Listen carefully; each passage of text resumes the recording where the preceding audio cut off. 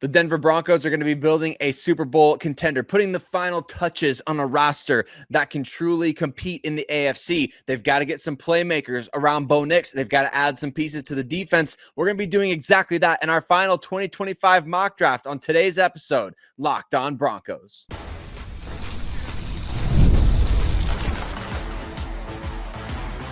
You are Locked On Broncos, your daily Denver Broncos podcast. Part of the Locked On Podcast Network, your team every day. Rounds 1 through 6, the Denver Broncos have 7 draft selections. And with this draft class, the Broncos can put the final touches on a roster that is truly worthy of competing in the AFC. And that's no joke. Broncos Country, we're having our final mock draft. And I say final, put a little asterisk next to that because you know me, I love doing my mock drafts. But my final individual mock draft here on the show before obviously Thursday night where the festivities begin. The Denver Broncos hold the 20th overall pick. We're going to take a look at that and maybe an interesting dilemma the Broncos face. We're going to talk about plenty of options that this team has in round 1. And then we're going to mock rounds 2 through 6 as well. Going to give you every single selection for the Denver Broncos in what will be my final individual mock draft on here. Let's have some fun today, Broncos Country. And thank you so much for making us your first listen of the day every single day. For all of those that already rock with Cody and I on the show every day, you everydayers out there, we like to call you. Thank you so much. If you haven't already done so, become an everydayer right now. Just hit subscribe wherever you listen to podcasts as well as on YouTube. And today's episode of Locked On Broncos is brought to you by the all-new 2025 Nissan Armada. Stay tuned for the Armada Player of the Week later in the show. Let's not waste any time. Let's get right into round 1, okay? I'm using a mock draft simulator, and we're going through the NFL draft for the Denver Broncos, rounds 1 through 6. Not going to make any trades just for the purposes of getting through this exercise together. So with the 20th overall pick in the 2025 NFL draft, in my final individual mock here on Locked On Broncos, the Denver Broncos select Colston Loveland, tight end out of Michigan. Now, an interesting dilemma will present itself if the Broncos are on the clock and Colston Loveland is still on the board. Here's my justification for this, okay? Number 1, Colston Loveland, if he's on the board at 20, is going to likely be by far the best player on the board. This is not a draft class that is heavy on blue chip talent, but when you talk about guys who are blue chip at their position, Colston Loveland is right up there. I mean, if not for being in a sling at the scouting combine with an injury, this guy would absolutely 100% be a lock for the top 10, top 12 picks in my opinion. And I feel like getting him at 20 is a steal. There's plenty of other teams out there that utilize effectively multiple tight ends and a variety of receivers. Go ahead and look at the Baltimore Ravens as a great example of this.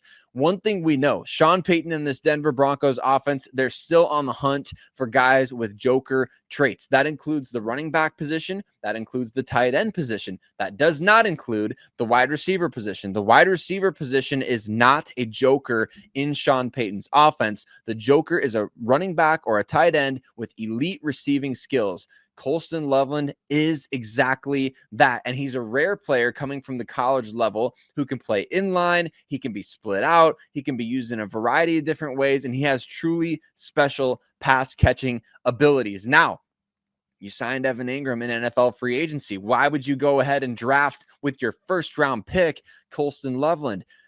I think the Broncos really, really do believe in the value of the running back position in this year's draft class. And I also believe, we'll see if they really mean this, I believe that they really do like their wide receiver position. They're going to extend Courtland Sutton in all likelihood at some point over the course of the next couple of weeks. They're moving forward with Marvin Mims, buying fully into the second half of the year that he had last year. They like Troy Franklin, who they drafted last year, along with Devon Vele, who they drafted last year. The name A.T. Perry continues to pick up a little bit of steam as the Broncos develop guys in-house.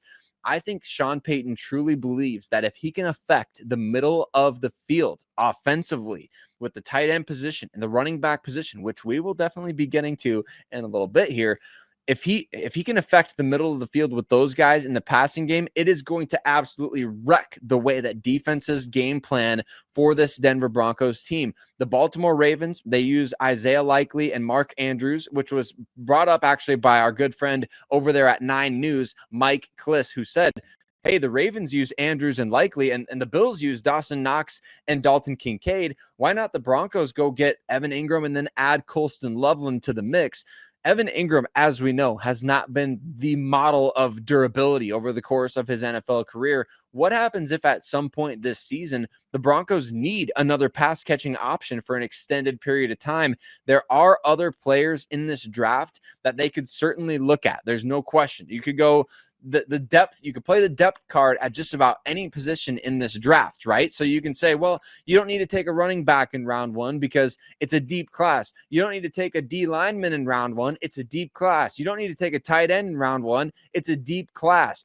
The fact that you can say this about pretty much every position that is atop the Broncos priority board is such a huge gift for this team as they're looking to put the final touches on a roster that is truly ready to compete with the big boys in the AFC. And I really believe that they are. The Broncos dominated 9 of their 10 wins last year. 9 of 10 wins coming by 9 or more points.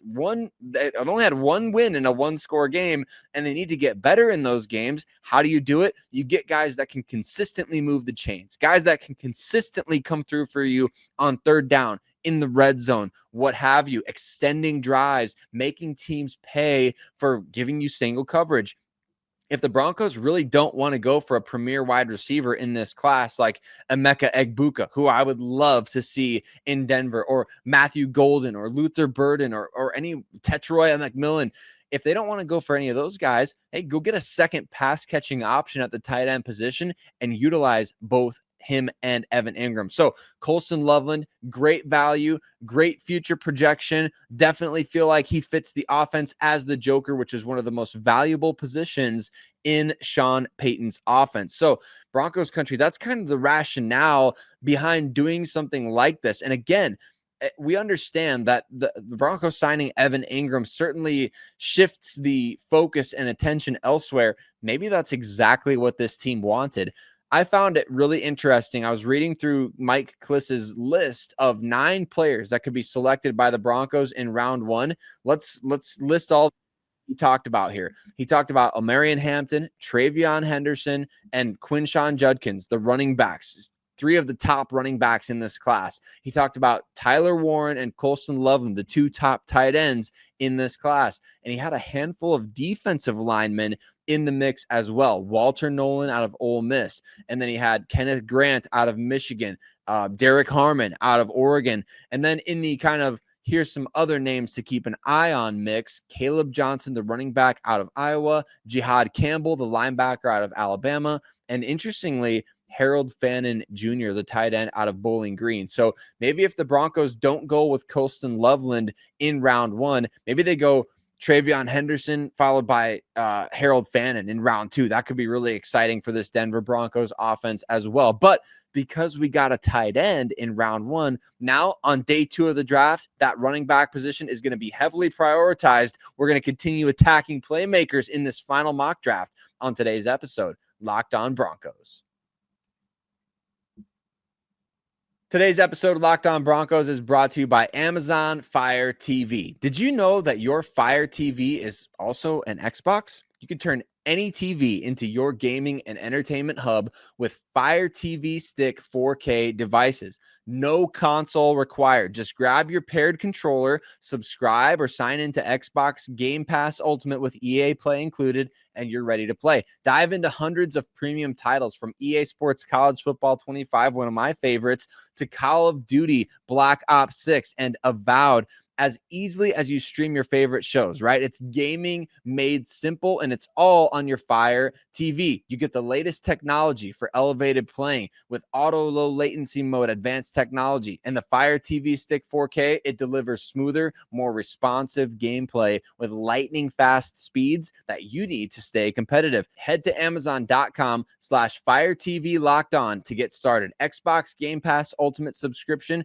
and compatible controller required, and it's available on select devices, including Fire TV Stick 4K, second generation, Fire TV Stick 4K Max, first and second generation, and Fire TV Cube, third generation. The Denver Broncos need to add to their running back position, and this is the absolute perfect draft class to do so. That's exactly what we're going to do on top of this second day of our final 2025 NFL mock draft here on Locked On Broncos. Once again, thank you so much, Broncos Country, for making us your first listen of the day every single day. You know your boys, Cody and Sayre, will have you covered all throughout NFL draft season, every Broncos selection, every trade, every free agent college signing that they have. We are going to have you covered. And of course, where you make some hay in the NFL draft is very often on day 2. And that's where the Denver Broncos absolutely need to make some hay in this year's draft. And I think that it's obvious if they don't go running back in round 1, they absolutely have to go running back in round 2. And because I went Colston Loveland in round 1, my round 2 pick is going to be Kaleb Johnson, the running back out of Iowa. Look, if I can't have Travion Henderson or Quinshon Judkins, and you know I love me some of these Ohio State running backs these days, if I can't have one of those guys, give me the Iowa Hawkeye, right? Give me Kaleb Johnson. Give me the guy that while he was at Iowa, every single team knew exactly what the Hawkeyes were going to be doing offensively, right? Because they don't have a quarterback that can hit the broadside of a barn. They might as well have me out there playing quarterback and giving them at least sort of some kind of Rudy Rudiger sort of situation. No, they hand the ball off to Kaleb Johnson the majority of the time, and he's facing a stacked 8 or more man box the majority of the time. What does this guy do? He just goes out there, grinds away yardage, breaks tackles, makes people miss in space, makes plays as a receiver when he's given opportunities to do so, reads his blocks really well. I've said before that I believe that Kaleb Johnson he was created in like a Shanahan Kubiak running back lab. I mean, the dude is absolutely cut, rocked up at 6 feet tall, 220 pounds. He's the ideal size for an NFL running back, and he's got untapped, unlimited potential as a pass catcher. The biggest issue here, and it may not even be an issue because you're projecting with a lot of guys. Like, of course, Travion Henderson and Quinshon Judkins, those guys have proven like they can pass protect, right? Kaleb Johnson didn't have to do a lot of pass protecting because there's nobody really passing the ball at Iowa. No, I'm joking. I joke too much about the Iowa quarterback position, but you get what I'm saying. Those guys have more proven reps there, and they stood out a little bit more in terms of their pass protection and third down abilities. I do feel like Kaleb Johnson has the ability to be a dynamic player on third down. He's certainly got the size to be able to stick his nose in there and pass protect and do the dirty work, but he's also got really just untapped potential as a receiver. And the reason for that is because Iowa wasn't really ever a threat to throw the ball consistently. And now I'm being serious. I'm not even joking at this point. Because they weren't really a threat to throw the ball, it didn't really give Johnson very many favorable matchups as a receiver out of the backfield. And so we had to watch him create offense when he was given chances. A perfect example of that is a clip that circulates all the time of him against Nebraska last year, where Nebraska just said, you know what, we're going to sell out to stop the run, and we're not going to let Kaleb Johnson beat us that way. We're not going to allow Iowa to even make any semblance of a threat in the passing game. So that's exactly what they did. And they shut Kaleb Johnson down in the running game because they focused so heavily on it until late in the game when he snuck out of the backfield on a passing play. Iowa quarterback slings the ball out to him, and Kaleb does the rest. Breaks tackles 80 yards to the end zone. Just an absolutely monstrous run after the catch, and really indicative of that untapped potential that he has there. So if the Broncos can't get an Ohio State back, I'm more than okay with the combination of Colston Loveland and Kaleb Johnson in the first 2 rounds. Could you swap positions here and go with Travion Henderson in round 1 and Harold Fannin or Mason Taylor in round 2? Absolutely. Would love to see that. But I like this combination right here. You get Loveland in the mix. You get Johnson in the mix. 2 dynamic players that are going to change the absolute just everything about your offense going forward. So second round, Kaleb Johnson out of Iowa, the running back. And in round 3 is where I could really see the Broncos going a number of different directions, right? Because you've already got the tight end, you've already got the running back. Now, do you want to take advantage of the depth on the defensive line in this draft? We saw the Broncos bring in a couple of guys for pre-draft visits.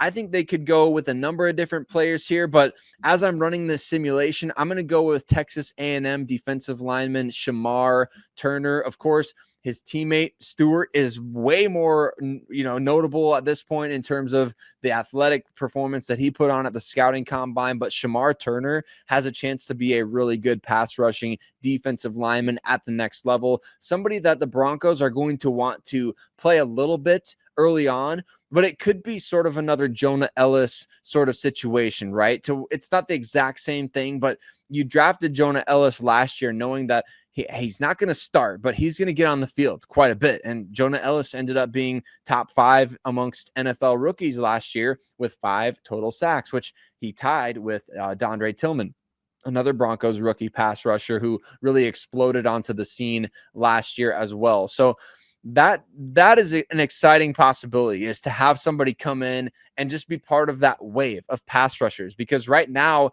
the Broncos, they have a really good defensive line. And George Payton said the defensive line and the offensive lines, those were the 2 highest graded position groups on the team last year. That's a big reason why we saw the Broncos win 10 games, because they elevated the level of talent so substantially in the trenches on both sides of the ball. You've got to keep that going. And you probably can't re-sign all of Zach Allen, John Franklin Myers, Malcolm Roach. Those guys are all free agents after this season. So you hope to keep the band together for another year, but you bring in somebody like a Shamar Turner, or you could go as early as round 1 with Walter Nolan and those guys, Derek Harmon, Kenneth Grant. Any of those guys would present an option for the Broncos to move forward after this year with a cost-controlled player at a position that has become increasingly expensive. And I think we're about to find that out in a big way with how much money Zach Allen is going to get paid next or this offseason at some point. So we'll find out exactly when that will be. But Broncos country, so far, this mock draft is turning out great. In my opinion, we've got Colston Loveland round 1. We've got Kaleb Johnson round 2. And now we've got Shamar Turner in round 3. A bunch of guys that are going to come in and contribute right away for this Denver Broncos team and make an impact. But we've still got day 3 picks left to get to. And the Broncos, they have their 4th round pick, and then they have 3 picks in the 6th round. How are we going to spend those picks in today's final 2025 mock draft? You're going to get that and much more coming up next. Locked On Broncos. Today's episode of Locked On Broncos is brought to you by Nissan and the Nissan Armada, the Armada Player of the Week. It's brought to you by our friends over there at Nissan and the all-new 2025 Nissan Armada. Each week, we're taking a look at our draft prospects to pick one guy that stands apart. It's the guy that we believe showcased strength, power, right? The strength and power that's needed to push the Denver Broncos forward as we look ahead to next season. And this week's Armada and clear-cut player of the week is a guy that I just mentioned, Kaleb Johnson, the running back out of Iowa, who could be one of the Denver Broncos' top 2 picks in the 2025 NFL draft. And why we chose them for this award? Well, because Kaleb Johnson is an absolute dude out there, and he showed that over and over again at Iowa, beating stacked boxes, creating yardage after contact, proving that he could plant his foot in the ground and get forward. And Kaleb Johnson, just like the Nissan Armada, right? Heavy duty, rugged, conquers the road with capability and confidence. Dream big, go big. And when it comes to the Nissan Armada, they say go forth and conquer. And that's exactly what I think Kaleb Johnson can do for the Broncos. It's clear that our player of the week, Kaleb Johnson, he's ready to conquer the road ahead with confidence, just like you can in the all-new Nissan Armada or any of their outstanding vehicles. Take the Nissan Armada, the Rogue, the Pathfinder, and go find your next big adventure. Shop NissanUSA.com. We're closing out the final few rounds of our last 2025 NFL mock draft. Well, at least my final individual one here on today's episode of Locked On Broncos. And thanks so much to all you everydayers out there that make Locked On Broncos your first listen of the day. If you haven't already subscribed, feel free to take a couple seconds and do that. We really appreciate every single one of you out there. And Broncos Country, we are into the weeds of the fourth and sixth rounds of our final Denver Broncos mock draft here, where I believe if the Broncos go like we have them going in the first three rounds, Colston Loveland, tight end out of Michigan, Kaleb Johnson, running back out of Iowa, Shamar Turner, defensive lineman out of Texas A&M, ultimate flexibility here on day three, can really do anything. Some of my favorite strategies at this point in the draft, I love to get a second running back into the mix, and I think the Broncos will look into that. Maybe you take even a little bit more advantage of the depth at defensive line in this class. Maybe you look at wide receivers. I don't know how much do the Broncos really like those guys that they have. Wouldn't be surprised either to see an interior offensive lineman at some point, see if the Broncos go after anybody in that regard. But here in the fourth round, you probably figure we can still get a starting caliber player with this selection, and an underrated position group that the Denver Broncos should be looking to address here in this draft is the off-ball linebacker position. I'm going to go ahead and take Chris Paul Jr., the linebacker out of Ole Miss, a tackling machine who could jump into that defensive rotation right away. Now, would that necessarily mean great things for Drew Sanders? Probably not. Would it mean great things for Alex Singleton? Probably not. But after you sign Dre Greenlaw in NFL free agency, you bring back Justin Cernad, you got to hedge your bets a little bit. These off-ball linebackers with the new kickoff rules, they are going to be playing big roles on special teams and the kicking game. So wouldn't be surprised to see the Denver Broncos add an off-ball linebacker relatively early and continue to build that position group right there. Round 6, we're going to be taking a look at who's still there at the running back position. Is there anybody that we like, or do we want to just go with different position groups here? Do we want to maybe look to the interior offensive line later in the draft? Well, as I'm doing a simulation, Dylan Fairchild, the interior lineman from Georgia, is still available. We're going to take Dylan Fairchild off the board. Drafting big men on either side of the ball, never a bad idea. And Broncos Country, I already made mention that, look, you rarely, if ever, see a draft where teams don't go after defensive backs. And in this particular draft class, in the 6th round, after taking Dylan Fairchild, the Broncos, we are going to be going after Mello Dotson, a cornerback out of Kansas. Mello Dotson, great ball skills, somebody who could come in, potentially play some special teams for you, develop into a, maybe a contributor to your defense at some point down the line. At this point, haven't gone with any wide receivers, and he's not on the board. I do feel like at some point here on day 3 that we will see Tez Johnson either selected by the Broncos or that they're going to pick him up as an undrafted free agent. There's a number of other guys that are still on the board at the wide receiver position, including both, actually all 3 Colorado wide receivers, Will Shepard, Jimmy Horn Jr., and then LaJohntay Webster. But as we're looking at this list right here, there's not a lot of guys that I'm kicking myself if I'm passing on any of these guys. So we're going to continue looking at other positions, Broncos Country. Running back, do the Broncos need to go there? You know what this team hasn't done? This team has not drafted an offensive tackle since Garrett Bowles in 2017. You know what? Let's end that right now. We're going to go with Ajani Cornelius, the offensive tackle, to round out this mock draft for the Denver Broncos. 6 rounds, and really not overly balanced, but we got some defensive picks in there, right? We took a D lineman in the top 100. That's never a bad idea. That was a John Elway philosophy through and through. Always spend a top 100 pick on the D line, and that served him pretty well, especially early in his time with the Denver Broncos. But on day 3, here we go. We got Chris Paul Jr., the linebacker out of Ole Miss, could potentially start for you right away. Dylan Fairchild in round 6, an interior lineman out of Georgia who adds depth to that unit right there.